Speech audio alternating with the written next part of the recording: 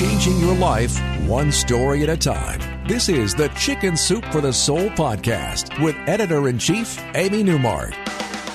Hey, it's Amy Newmark with your daily dose of Chicken Soup for the Soul inspiration to make you simply happy. So, are you looking forward to Thanksgiving next month? Any weird family dynamics you have to deal with? Well, it's Motivational Monday, and today I'm going to share a story that I think will give you a new perspective on how to deal with some of those family issues. David Hull tells us this story. It's called Grandma's Good China, and it's in our book about the power of forgiveness. David was 23 years old when this happened, and for years, he and his mother and his stepfather had dinner at his grandmother's house every Saturday. They would watch sports on TV, they would play board games, and they would eat a big fancy meal. They did this every Saturday for years, until one Saturday in late October, when David's biological father, who he hadn't seen in 16 years, asked if he could visit. And David's mother said yes, because David's biological father wanted to see his son after all of that time that he had been missing. David was dreading it.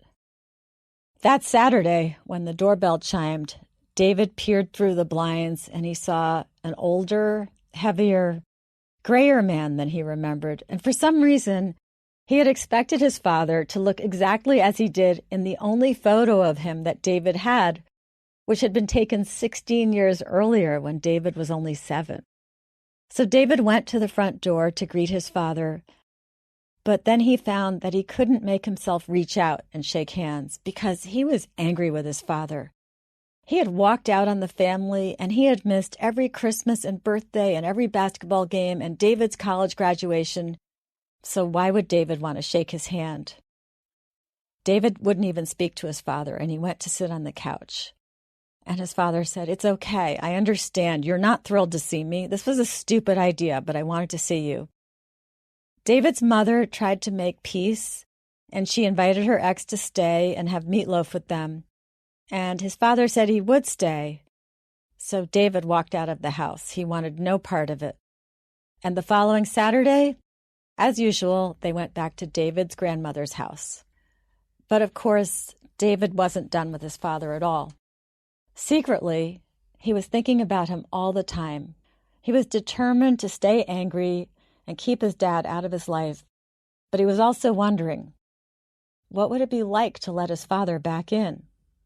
It turned out Thanksgiving was around the corner, and one day David took his grandmother food shopping, and she could see that he was a mess. In fact, he had always loved her apple pie, and when she told him that she had forgotten to get the apples to make the apple pie for Thanksgiving, he didn't even care. So his grandmother sat him down with a plate of brownies, and she got to the bottom of it. David expressed his anger at his father, and his grandmother responded, "This isn't good. You're tearing yourself up, and you're making life miserable for everybody else." David did concede that his father was making him grumpy and unpleasant. "No," said his grandmother, "your father isn't making you grumpy and unpleasant. You are allowing your father to make you feel that way. But your anger isn't affecting your father a bit." David's father was off living his life, and David was the one who was suffering. His grandmother explained that he had to let it go. He had to forgive his father for being a bad father and for leaving him. It wasn't like his father had planned to be a bad father. He was just bad at it. And David was letting it ruin his life. His grandmother convinced him that he should invite his father for Thanksgiving dinner, and David finally agreed. But he made his grandmother agree to a concession of his own. During all of his 23 years, she had never once used the good china. He said he would invite his father to Thanksgiving, but his grandmother had to stop saving the good china and use it that day. So they had Thanksgiving, and they used the good china, and David learned that he and his dad were both Dallas Cowboys fans, and they talked. And when David walked his father out to his car after dinner, his father stuck out his hand, and this time, David shook. He was feeling better already.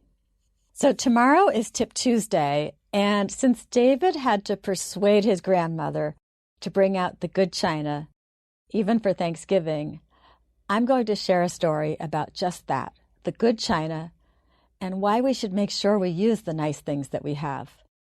I'm Amy Newmark. Thank you for listening to the Chicken Soup for the Soul podcast. Please make my producers happy and give us a review on the iTunes page. And if you'd like to read more simple tips about how to use forgiveness to be happier, please check out Chicken Soup for the Soul, The Power of Forgiveness, on our website, chickensoup.com. And for additional tips to lead a happy life, follow #SimplyHappyProject all this month on Twitter, Instagram, and Facebook.